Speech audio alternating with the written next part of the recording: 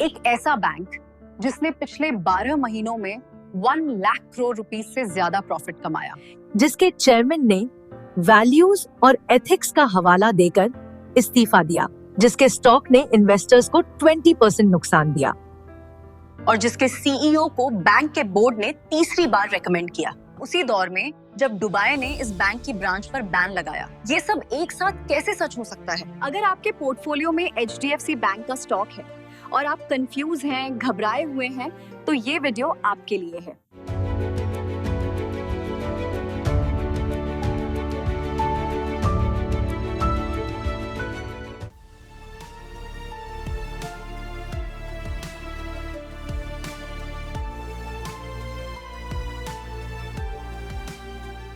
पहले एक जरूरी बैकग्राउंड। भारत में 2 HDFC थे। एक था HDFC बैंक जो आपकी सैलरी अकाउंट और क्रेडिट कार्ड संभालता था। ट्रेडमिल चाहिए तो इंस्टेंटली इजी EMI कर ले। अब हर दिन जियो एक बेहतर जिंदगी। HDFC bank. दूसरा था HDFC लिमिटेड, एक हाउसिंग फाइनेंस कंपनी जो होम लोन देता था। 70 लाख से ज्यादा परिवारों के सपनों का फाइनेंशियर। हम एक ऐसी खास जगह ढूंढते हैं, HDFC होम लोन। 1 जुलाई 2023 को इन दोनों का मर्जर हो गया। कॉर्पोरेट हिस्ट्री की सबसे बड़ी मर्जर्स में से एक। The board of directors approved an all-stock amalgamation of HDFC with HDFC Bank. Balance sheet बन गई 29 लाख करोड़। एनालिस्ट्स ने कहा गेम चेंजर। मैनेजमेंट ने कहा हम टॉप 10 बैंक्स में जाएंगे। और फिर रियलिटी ने दरवाजा खटखटाया। HDFC लिमिटेड सिर्फ एक कंपनी नहीं थी, वो एक पूरी फंडिंग मशीन थी। वो बॉन्ड्स बेचकर पैसे उठाती थी और वो पैसे होम लोन्स में लगाती थी। ये काम HDFC बैंक के काम से बिल्कुल अलग था। बैंक डिपॉजिट्स लेता है, जैसे आपकी और मेरी सेविंग्स, और उन्हें लोन्स में बदलता है। जब मर्जर हुआ, HDFC लिमिटेड के बॉन्ड्स यानी महंगे कर्जे बैंक की बैलेंस शीट पे आ गए। अब बैंक को ये बॉन्ड्स रीपे भी करने थे और साथ में नए सस्ते डिपॉजिट्स भी जुटाने थे। ये एक ऐसी दौड़ थी जहां बैंक एक ट्रेडमिल पे भाग रहा था, बस एक ही जगह पे। एक आसान एग्जाम्पल सोचिए, आप एक किराना स्टोर चलाते हैं। आपके पास 100 रुपए हैं जो कस्टमर्स ने आपके पास रखे हैं। आप उनमें से कितने रुपए उधार दे सकते हैं? शायद 70 या 80। बाकी 20-30 रुपए इमरजेंसी के लिए रखने होंगे। बैंकिंग में इसे कहते हैं क्रेडिट टू डिपॉजिट रेशियो या CD रेशियो। नॉर्मल बैंक का CD रेशियो होता है 90। HDFC बैंक का मर्जर के बाद CD रेशियो था 110। मतलब जितने डिपॉजिट्स थे उससे 10% ज्यादा लोन्स थे। ये सस्टेनेबल नहीं था। RBI कंफर्टेबल नहीं था। मार्केट घबरा गया। मैनेजमेंट को एक ही काम करना था, डिपॉजिट्स बढ़ाओ, लोन्स की रफ्तार घटाओ।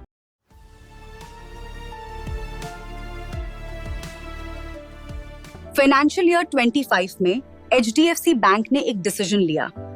लोन ग्रोथ जानबूझकर धीमी करो। पूरे साल में लोन्स बढ़े सिर्फ 5.5%। ये वही बैंक था जो पहले 18-20% की रफ्तार से ग्रो करता था। मार्केट ने देखा और घबरा गया। HDFC बैंक स्लो हो गया। ये हेडलाइन बन गई। पर असल कहानी ये थी, बैंक जानबूझकर रुका था। अब आते हैं उस नंबर पर जिसने इन्वेस्टर्स को सबसे ज्यादा तकलीफ दी, नेट इंटरेस्ट मार्जिन। से ऐसे समझिए, बैंक आपको सेविंग्स अकाउंट पे देता है 3% इंटरेस्ट। बैंक किसी को होम लोन देता है 8.5% पर। ये बीच का फर्क, यही बैंक की कमाई है। इसी को नेट इंटरेस्ट मार्जिन कहते हैं। मर्जर से पहले HDFC बैंक का NIM था 4.1%। मर्जर के बाद 3.3 से 3.5। ये सुनने में छोटा लगता है, बस 0.5% का फर्क। पर इसका मतलब क्या है रुपयों में? HDFC बैंक का लोन बुक है करीब 30 लाख करोड़ रुपए। NIM में 1% की कमी का मतलब है हर साल 30,000 करोड़ रुपए कम कमाना। 30,000 करोड़ हर साल, सिर्फ इस एक नंबर के गिरने से। और ये NIM क्यों गिरा? HDFC लिमिटेड की मॉर्गेज बुक के कारण। होम लोन सिक्योर होते हैं पर यील्ड कम होती है। जब ये पूरी बुक HDFC बैंक में आई, एवरेज यील्ड नीचे आ गई। यही है मर्जर की असली कॉस्ट, जो किसी ने बोल्ड हेडलाइन में नहीं लिखी। HDFC बैंक की सबसे बड़ी कंपेटिटिव एडवांटेज क्या थी? अपने पीयर्स से ज्यादा CASA ratio. CASA, current account, savings account. ये वो डिपॉजिट्स हैं जो बैंक को सबसे सस्ते मिलते हैं। सेविंग्स अकाउंट पर बैंक आपको देता है सिर्फ 3%, फिक्स डिपॉजिट पे देना पड़ता है 7 से 7.5%। जितना ज्यादा कासा उतना सस्ता फंडिंग, उतना ज्यादा NIM, उतना ज्यादा प्रॉफिट।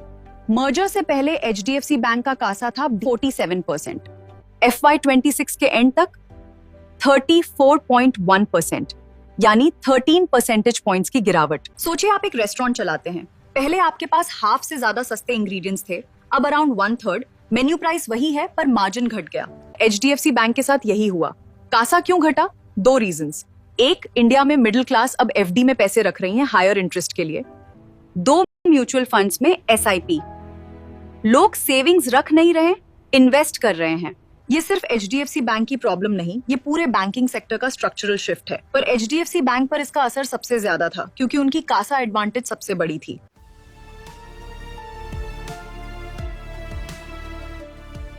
फाइनेंशियल ईयर 26, 4 क्वार्टर्स, 4 बार रिकॉर्ड प्रॉफिट। हर क्वार्टर में प्रॉफिट बढ़ा, एनालिस्ट्स को बीट किया। पूरे साल में स्टैंडअलोन प्रॉफिट 11% बढ़ा।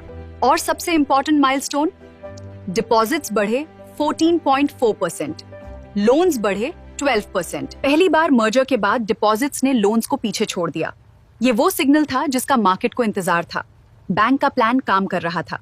CD रेशियो जो 110 था अब 96.5 पे आ गया। ग्रोस नॉन परफॉर्मिंग एसेट्स यानी वो लोन्स जो डूब सकते हैं FY25 के 1.33% से घटकर FY26 में 1.15% हो गए। GNPA को ऐसे समझें, अगर बैंक ने 100 रुपए के लोन्स दिए तो 1.15 रुपए वो लोन्स हैं जहां कस्टमर ने EMI नहीं भरी। ये नंबर जितना कम बैंक उतना हेल्दी। इंडस्ट्री एवरेज है 2.1%, HDFC बैंक है 1.15 पर। इंडिया के सबसे साफ सुथरे लोन बुक्स में से एक। जून 2025 HDFC बैंक की subsidiary HDB financial services stock market पर लिस्ट हुई। HDB फाइनेंशियल एक NBFC है, नॉन बैंकिंग फाइनेंस कंपनी। ये HDFC बैंक की वो साइड बिजनेस है जो छोटे बोरोवर्स को लोन्स देती है, वो कस्टमर्स जो डायरेक्टली बैंक में नहीं आते। IPO का साइज था 12,500 करोड़ रुपए। HDFC बैंक ने इसमें 10,000 करोड़ रुपए की अपनी हिस्सेदारी बेची।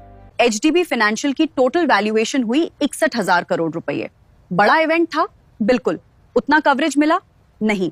एनालिस्ट्स NIM पर डिबेट कर रहे थे और HDFC bank quietly 10,000 crore pocket में डाल रहा था। FY26 में CEO ने एक बात कही जो ज्यादातर लोगों के ऊपर से निकल गई।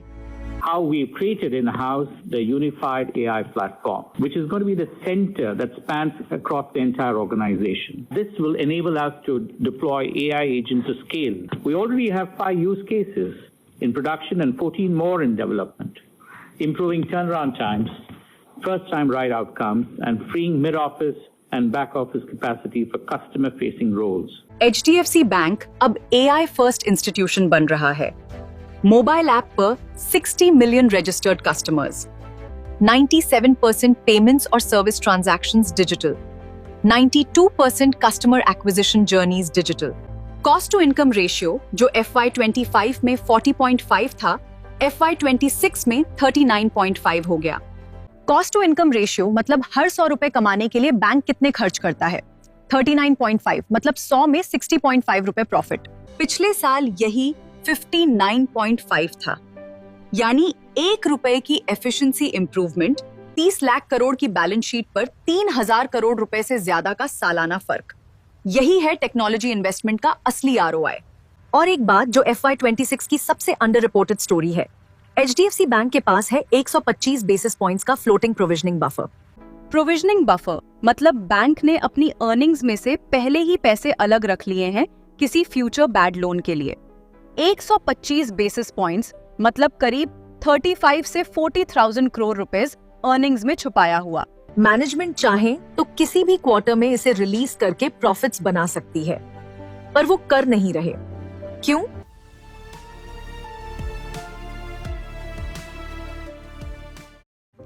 मार्च 2026 HDFC बैंक के पार्ट टाइम चेयरमैन अतानु ने इस्तीफा दे दिया। उन्होंने कहा वैल्यूज और एथिक्स को लेकर डिसएग्रीमेंट था। बैंक ने कहा कोई गवर्नेंस इशू नहीं। RBI ने कहा हमें कोई मटेरियल कंसर्न नहीं मिला। क्रिसिल ने कहा बैंक की क्रेडिट क्वालिटी पर कोई असर नहीं और स्टॉक 727 पर आ गया। सॉल्वेंसी का नहीं, ये सेंटिमेंट का क्रैश था। अब उनकी जगह आए श्री मिस्ट्री, HDFC लिमिटेड के पूर्व MD, वही जिन्होंने HDFC लिमिटेड को बिल्ड किया था, जिन्होंने इस मर्जर को डिजाइन करने में रोल निभाया था। अब वो उसी मर्ज्ड एंटिटी को स्टेबलाइज करने आए थे और जरूरत भी थी क्योंकि बैंक पर 1 साल में 4 पेनल्टी लग चुकी थी। और सितंबर 2025 में दुबई की DFSA ने बैंक की दुबई ब्रांच को नए कस्टमर्स लेने से रोक दिया। अब रुपयों में ये कितना था?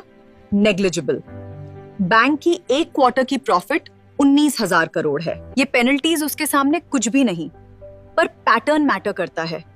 4 पेनल्टीज 12 महीनों में, KYC failures, loan benchmark violations, subsidiary compliance gaps. ये बताता है कि बैंक इतनी तेजी से बड़ा हुआ कि उसके कंप्लायंस सिस्टम्स पीछे रह गए। याद है 2020 में RBI ने HDFC बैंक के क्रेडिट कार्ड्स बंद किए थे?